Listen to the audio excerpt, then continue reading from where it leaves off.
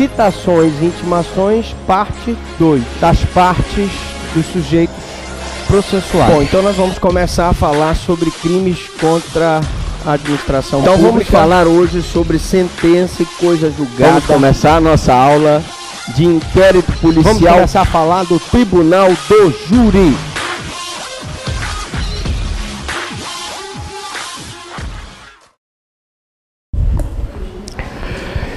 Bom, então hoje nós vamos ver da prisão, das medidas cautelares e da liberdade provisória, parte 2, né? Na aula passada, anterior, nós vimos a parte 1 e agora nós vamos ver a parte 2. Vamos começar falando sobre o recolhimento à prisão, tá? Antes da pessoa ser recolhida à prisão, ele tem que exibir ao carcereiro o mandado de prisão.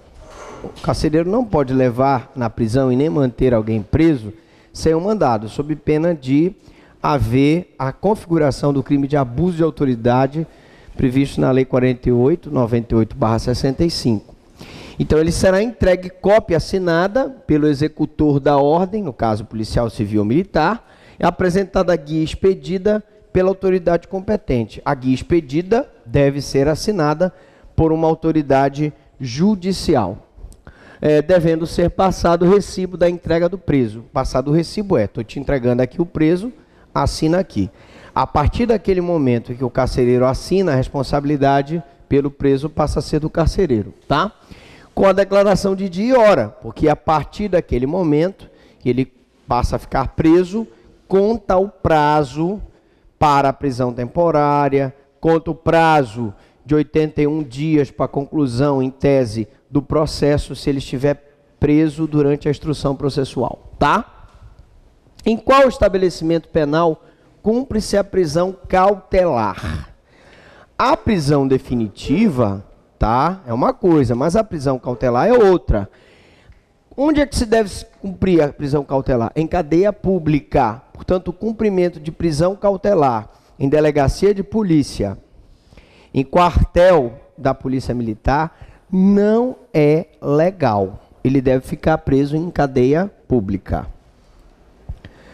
Bom, por que eu explico isso? Porque qualquer um de vocês, mesmo não sendo advogados, pode utilizar uma ordem de habeas corpus para liberar uma pessoa que está presa sem que seja em cadeia pública. Recolhimento à prisão. As pessoas presas provisoriamente ficarão separadas das que estiverem definitivamente condenadas nos termos da Lei de Execução Penal. Uma outra coisa também que não se cumpre a nível de processo penal é que as pessoas provisoriamente presas por prisão cautelar, seja ela preventiva, seja ela temporária, elas não poderão, pelo menos não poderiam ficar presas junto com as pessoas definitivamente condenadas. Se a prisão cautelar é um meio e se a prisão definitiva é uma retribuição pela ofensa comprovada do ordenamento jurídico, uma não pode contaminar a outra. Uma pessoa presa, definitivamente, presume-se que ela já está muito mais maculada no seu caráter, na sua honra, na sua dignidade. Isso poderá influenciar na pessoa que está presa cautelarmente. Então, se uma pessoa presa preventivamente não pode ficar com uma pessoa que já está cumprindo pena por sentença transitada em julgado. Porque o traficante que já tem várias condenações, chega um cidadão lá que é primário, que está preso provisoriamente, existe a grande probabilidade dele ser imbuído, né? Ele ser iniciado na escola do crime. Ali passa a ser uma universidade do crime, aquela pessoa que foi preso pela primeira vez. Por isso que não se deve manter. E se você, evidentemente, tiver uma situação como essa, cabe a ordem de habeas corpus, né? A prisão é ilegal. Sobre a prisão especial, ela consiste exclusivamente no recolhimento em local distinto da prisão comum. Não significa que eu tenha um estabelecimento próprio para cumprir a prisão especial. Não existe presídio de prisão especial. Existe um presídio e existe uma cela ou celas destinadas a presos para a prisão especial. Não há estabelecimento específico para a prisão especial. Este será recolhido em cela distinta daqueles que cumprem pena numa cela comum, aqueles que já estão cumprindo pena. Então, isso é prisão especial. E quem são as pessoas que têm direito à prisão especial? Os ministros de Estado, quer seja ministro da Saúde, quer seja ministro da Educação. Se eles forem pegos, pilhados, praticando alguma corrupção, eles vão cumprir pena em prisão especial. Os governadores ou interventores dos estados, territórios, o prefeito do Distrito Federal e seus respectivos secretários. Chama a atenção que o governador do estado e os secretários estaduais, eles têm direito à prisão especial. Quando a lei fala em prefeito do Distrito Federal e seus respectivos secretários, não existe mais o prefeito do Distrito Federal. Quando o Código de Processo Penal foi criado, havia o prefeito do Distrito Federal. Hoje é o governador do Distrito Federal, né? Hoje são os deputados distritais. Essas pessoas têm direito à prisão especial. Seus respectivos secretários, os prefeitos municipais, os vereadores e os chefes de polícia. Então, um prefeito, um vereador, tem direito à prisão especial. Os membros do Parlamento Nacional, deputados, senadores, do Conselho de Economia Nacional e das Assembleias Legislativas dos Estados, os deputados estaduais têm direito à prisão especial. Os cidadãos inscritos no livro do mérito, quando aquela pessoa ela é condecorada com mérito, existem vários estados que têm a comenda do mérito, aquela pessoa é inscrita no livro do mérito e, consequentemente, então, ele passa a ter direito a uma prisão especial. Os oficiais das Forças Armadas e os militares dos estados, do Distrito Federal e dos territórios. E aí se inclui a Marinha, o Exército e a Aeronáutica. Mas atenção, não é qualquer militar. Aqui fala em oficiais das Forças Armadas, tá? Eles também têm direito à prisão especial. Também os magistrados, um juiz de direito, um desembargador, tem direito à prisão especial. Os diplomados por qualquer das faculdades superiores da República. Então, todas as pessoas que são diplomadas por uma faculdade têm direito a uma prisão especial. Os ministros de confissão religiosa. Uma aluna me perguntou, mas professor, seria só o padre? Não, aí tem aplicação ampla. Eu tenho o pastor, eu tenho, por analogia, a pessoa que celebra o culto espírita, né? Então, todas as religiões que tem um ministro da confissão religiosa, essa pessoa vai ter direito à prisão especial. Também os ministros do Tribunal de Contas, tanto dos estados, quanto dos municípios, quanto da União. Essas pessoas, por serem ministros do Tribunal de Contas, têm direito à prisão especial. Os cidadãos que já tiverem exercido efetivamente a função de jurado. Então, se você já foi jurado, você tem direito à prisão especial. Salvo quando da lista por motivo de incapacidade, ele sai da lista por motivo de incapacidade ou impedimento. Quando, por exemplo, ele é parente do juiz, que trabalha no júri, ele é parente do promotor que trabalha no júri, ou ele pode ser parente de alguma vítima ou de algum acusado. Os delegados de polícia e os guardas civis dos estados e territórios, ativos e inativos. O delegado de polícia também tem direito à prisão especial. E eu coloco aqui os advogados, membros do MP e outros. Quando eu falo outros, significa que essa enumeração do Código de Processo Penal, ela não é taxativa, ela é exemplificativa. Por exemplo, não consta aqui a prisão especial do membro do Ministério Público, mas o membro do Ministério Público tem direito à prisão especial, que está prevista em lei própria, que é a lei orgânica do Ministério Público. Bom, pessoas que têm direito à prisão especial. A pergunta é, onde não existe quartel, presídio especial, onde é que o cara vai ser preso? Essa que é a pergunta. né? Então, vai para uma cela especial ou a prisão é transformada em prisão domiciliar. Eu tenho duas hipóteses. Ou no presídio ele vai ser preso em uma cela especial, distinta daquela cela em que estão presos os presos comuns, ou se eu não tiver, por excesso de lotação no presídio, uma cela onde ele possa cumprir a prisão especial, ele vai cumprir prisão domiciliar. Ah, mas professor Franklin, a prisão domiciliar não é uma medida cautelar que só é aplicada para aquelas pessoas acima de 80 anos, né? Aquelas pessoas que estão com problema grave de saúde, mas por uma interpretação que foi dada na lei de execução penal, se eu não tenho o local para prender aquela pessoa em prisão especial, eu vou transformar em prisão domiciliar. Então ele vai ficar na casa dele sobre determinadas condições. Ele só pode sair em determinado horário, ele não pode sair da residência depois de um certo horário. Pessoas que têm direito à prisão especial.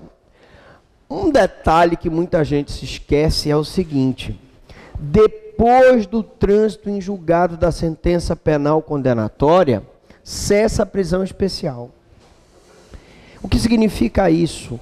A prisão especial só é aplicada quando ela é cautelar, quando ela é instrumento. A partir do momento que aquela pessoa não tem mais o que recorrer, que a sentença transitou em julgado, cessa totalmente a prisão especial dele. Ele vai cumprir a pena no estabelecimento comum, tá certo?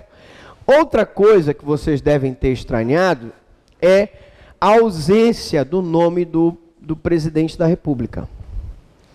Por que o presidente da República não está aí? Porque o presidente da República não pode ser preso cautelarmente, tá? O presidente da República não pode ser preso cautelarmente. Prisão em flagrante. Bom, a prisão em flagrante, ela é aquela que se dá na hora do crime ou logo após o crime. Como nós já tivemos oportunidade de ver, etimologicamente, o termo flagrante, ele provém do latim flagrare. Flagrare, em latim, significa queimar, arder, o que está queimando, o que está ardendo, é o crime que ainda está aceso, vamos dizer assim. Uma coisa que já aconteceu, que já esfriou, não é flagrante, tá? Então é aquilo que está acontecendo ou acaba de acontecer. A prisão em flagrante não mais subsiste como prisão cautelar. E eu explico isso. Com a reforma que nós tivemos na prisão, quando o juiz recebe uma prisão em flagrante, ele primeiro analisa, e nós vamos ver se a prisão é legal, se ela for ilegal, ele relaxa. Ele analisa se aquela prisão em flagrante existem requisitos para ele decretar a prisão preventiva. E também, se não houver requisito para ele decretar a prisão preventiva, e ele puder aplicar uma medida cautelar, ele aplica. Porque pela nova regra, a prisão, a privação da liberdade é uma exceção e só deve ser levada a cabo se houver realmente uma necessidade imperiosa num crime que seja muito grave, como nós vamos ver daqui a pouquinho, tá? Então, por isso que ela não é mais uma característica de prisão cautelar, porquanto ela sempre dará lugar a uma prisão preventiva quando for o caso de manutenção da custódia processual, ou ela será substituída por uma medida cautelar, ou, se for ilegal, a pessoa será colocada em liberdade. Então, eu coloquei aqui, bem didaticamente para vocês, algumas posições que o juiz pode tomar quando receber o APF. O que é o APF? Auto de prisão em flagrante delito, tá? Bom, então a primeira situação, número 1, ele pode relaxar a prisão ilegal.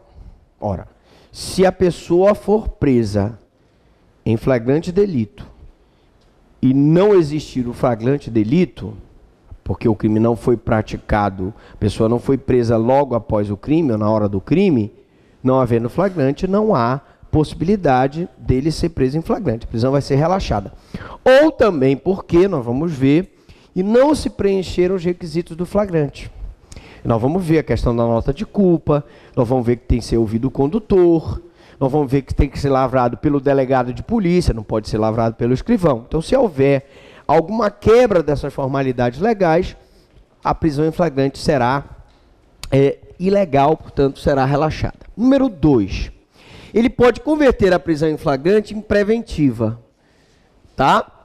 Ora, ele vai converter a prisão em flagrante em preventiva se eu tiver algum preenchimento de algum requisito da prisão preventiva. Quais são os requisitos da prisão preventiva? Primeiro tem os requisitos genéricos, que é o indício da autoria e prova da materialidade do crime, e depois eu tenho que ter os requisitos específicos, que é garantia da ordem pública ou econômica, conveniência da instrução criminal e para assegurar a aplicação da pena. Então, ele pode converter o flagrante em preventiva e, se não for adequado o suficiente, outra medida cautelar. Ele só converterá em preventiva se realmente se tratar de um crime grave, cuja pena máxima deverá ser superior a 4 anos, em regra.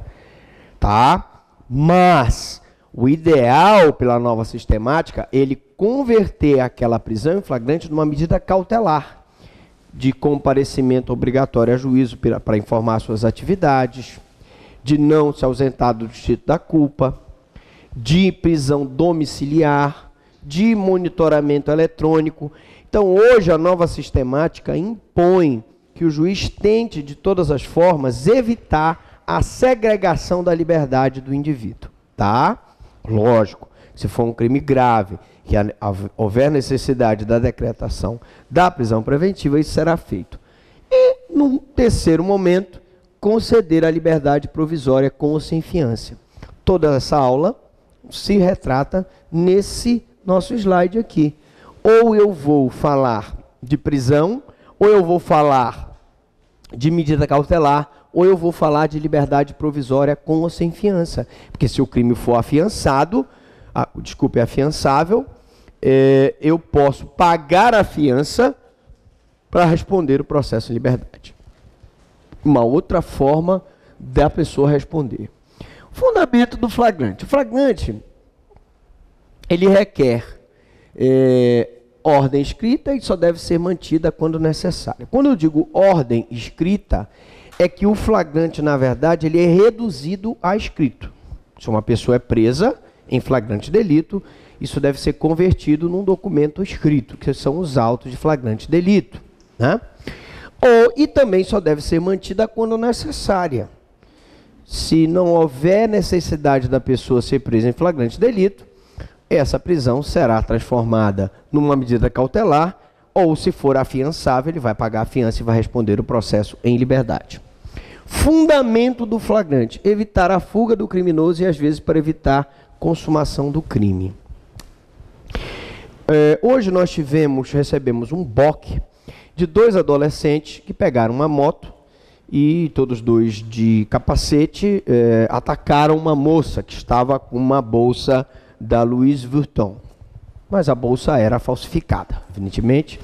Não era uma bolsa, porque tu sabes que a bolsa da Louis Vuitton é 20 mil, pelo menos lá na loja de Hong Kong que eu fui, era 20 mil reais. Bom, mas a bolsa, coitadinha, a bichinha tinha dentro da bolsa só um celular daqueles perereca de 70 reais, uma consulta médica, que a bichinha tinha ido uma consulta no SUS, e mais uns vale transporte. Mas a bolsa era da Louis Vuitton. E os caras viram a bolsa e resolveram assaltar a mulher. Bom, o fato é que o fundamento daquela prisão, a mulher, assim que foi assaltada, eles passaram, levaram a bolsa da mulher, acionou o pai dela, que logo acionou uma viatura, e a viatura saiu em perseguição e eles foram presos. Então, a prisão foi feita para evitar a fuga do criminoso. E, às vezes, também para evitar a consumação do crime. Porque o cara que estava na direção da moto já tinha antecedentes e estava utilizando a moto para praticar esses pequenos assaltos. Ele subia na moto, o compasso atrás, na hora eles passavam, viam umas mulheres assim com umas bolsas bonitas e assaltava. Portanto, se vocês estiverem usando bolsas bonitas, cuidado, porque se for falsificada, tudo bem, mas se for original, cuidado, porque os ladrões estão aí mesmo. Bom, natureza jurídica. O auto de prisão em flagrante, gente, ele tem natureza jurídica dual. Por quê? Porque eu tenho o ato de captura e tenho o ato de lavratura do auto de prisão em flagrante. A captura, gente, é um ato administrativo, porque a polícia, ela está, na verdade, praticando o exercício do poder de polícia dela. Já a partir do momento que eu tenho a lavratura, em que eu passo a converter aquela situação em escrito, aquela prisão passa a ser processual. E como a polícia judiciária trabalha, em tese, para mandar aquele inquérito para o Poder Judiciário, é o Judiciário que vai decidir se aquela pessoa ficará presa ou não, dependendo da situação. No caso de narcotráfico, atenção, que o que eu vou explicar agora é extremamente novo. E extremamente complexo também. Pelo seguinte, vamos lá. Se a prisão decorre de flagrante de tráfico de drogas, por exemplo, convertida em prisão preventiva, porque esse flagrante foi para o juiz analisou que se tratava de tráfico de drogas e decretou a prisão preventiva. Tá?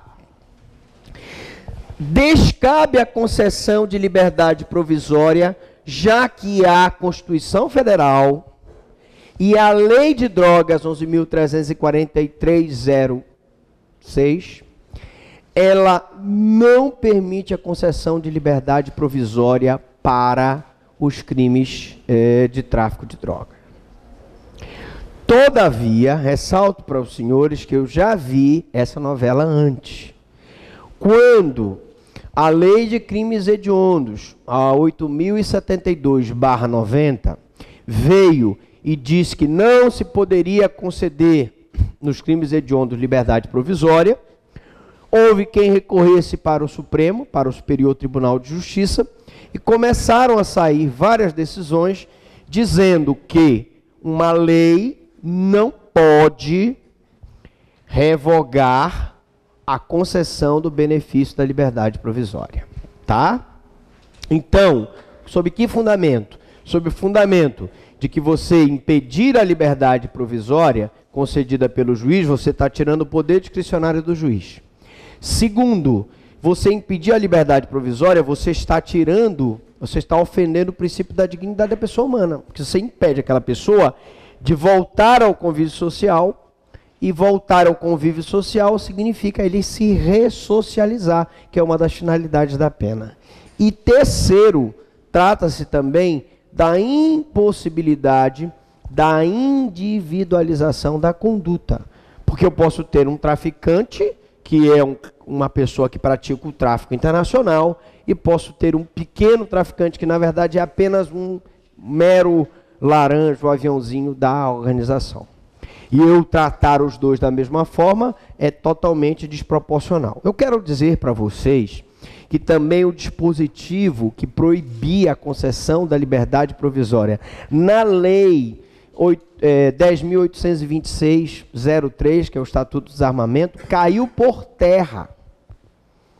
Então, é bem provável que futuramente nós tenhamos entendimento que mesmo que a prisão decorra de flagrante convertido em prisão preventiva, possa haver decisões que concedem a liberdade provisória.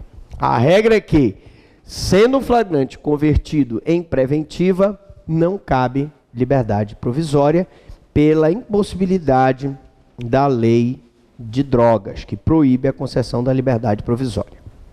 Tá bom. Mas, professor Franklin, se o cara...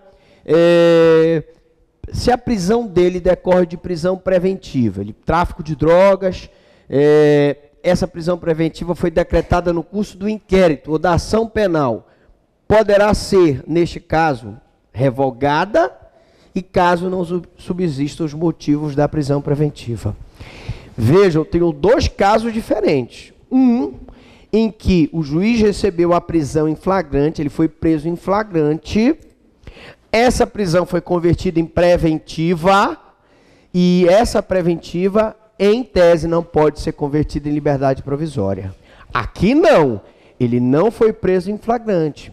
Foi aberto um inquérito para apurar o tráfico de drogas, foi aberto uma ação penal, em que ele figura como indiciado no tráfico de drogas, e ou no inquérito ou na ação foi decretada a preventiva contra ele. Ora, a preventiva é decretada por garantia da ordem pública, conveniência da instrução e para assegurar a aplicação da sanção. Não havendo mais os requisitos que subsistam, ela pode ser revogada. Então, professor Franklin, quer dizer que se o flagrante foi convertido em preventiva, não cabe liberdade provisória. Mas se ele respondia o processo em liberdade, foi decretada a preventiva, pode ser revogada a preventiva? Pode. Diga.